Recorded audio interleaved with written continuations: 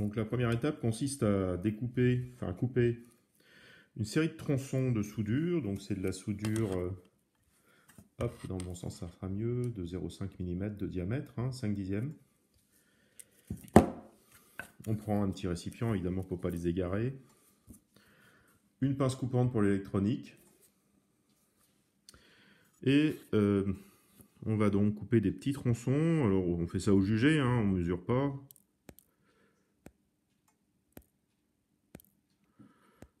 On s'en fait une petite réserve qu'on récupère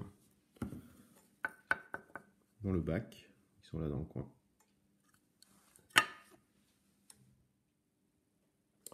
Donc nous voilà à pied d'œuvre. Donc j'ai sorti un 25-17 qui est là. Deux petits condensateurs. Vous voyez la Bruxelles elle sert à tout. Deux petits condensateurs 100 nano. Et donc j'ai ma carte. Alors je vais commencer par un condensateur 100 nano, donc je vais déjà positionner la carte comme ceci. On va commencer par C2, donc je le positionne à sa place. Alors ça demande des gestes un peu précis.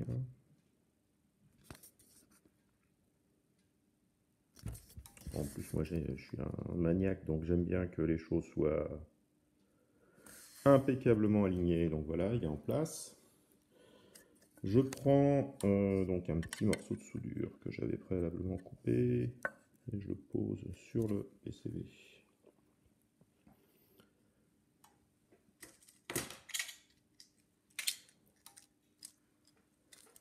Okay. Hop. Donc je vais appuyer sur le condensateur avec la Bruxelles. Je ne le maintiens pas là parce que c'est plus efficace comme ça. Il suffit d'appuyer, je place mon petit bout de soudure sur le pad. Il y est. Je prends mon fer et hop. Donc voilà le premier. Alors pour l'instant je fais juste toutes les soudures initiales, on va dire, celles qui permettent de maintenir le composant, et puis après je ferai le reste après.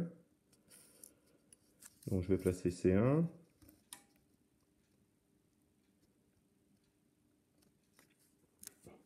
Voilà, vous voyez pas vraiment centré, je vais le déplacer légèrement. Enfin, je suis maniaque, comme ça, c'est ma nature. Il faut que les trucs soient impeccablement alignés. Je prends mon petit bout de soudure, je le place sur la carte. Je maintiens le condensateur. Hop. Voilà, vu que j'ai déplacé, évidemment. Ça, c'est l'effet vidéo. D'habitude, ça m'arrive pas. Je vais reposer le fer.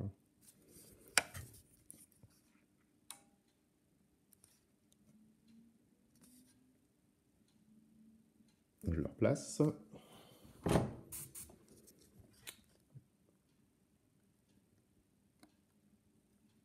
Raté. Et hop. Et de 2. Enfin, le 25-17. Alors, vous voyez, il y a un petit rond là. Un petit rond blanc là qui est le repère de la patte 1. Et sur le boîtier, il y a un petit creux qui repère aussi la patte 1. Il est vers le haut à droite de la vidéo. Donc, je vais les aligner. Je place le 25-17. Alors là, c'est beaucoup plus facile. À la limite, je peux le faire à la main. C'est des gros composants. Hop. Je prends mon petit bout de soudure.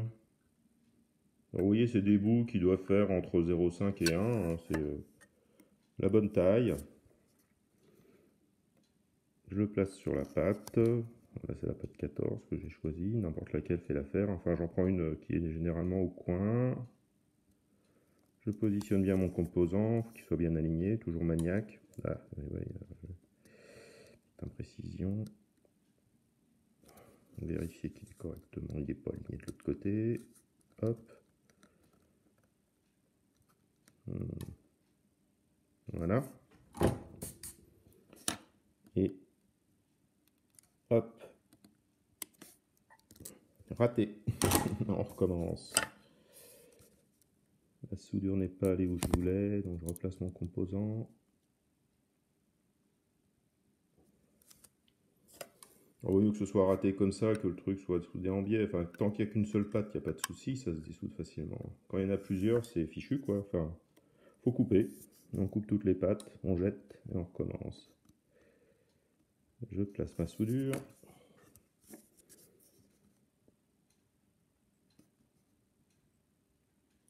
Mon composant. Voilà, j'aurais peut-être dû faire le condensateur avant, ça bouge, hop là. Là on est bon. Là ça bouge plus. Et donc maintenant, bah, je vais pouvoir faire le reste classiquement, on va dire, c'est-à-dire que j'amène la soudure en même temps que je soude. On va commencer par C1. Je place mon fer. Et hop. C2.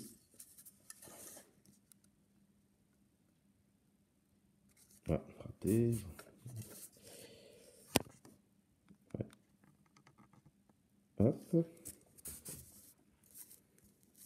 Et enfin, bah, les pattes du 25-17.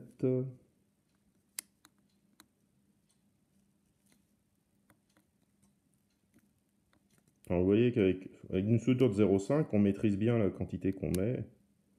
Vous voyez, j'avance à peine en fait. La quantité que je mets est infime. Je fais progresser la soudure de 0,2 mm, quoi, grosso modo. Si j'avais une soudure de plus gros diamètre, ça serait impossible à faire. Déjà, là, j'en mets parfois un petit peu trop, mais pas suffisamment pour que ça vienne mouiller la pâte adjacente. Et donc,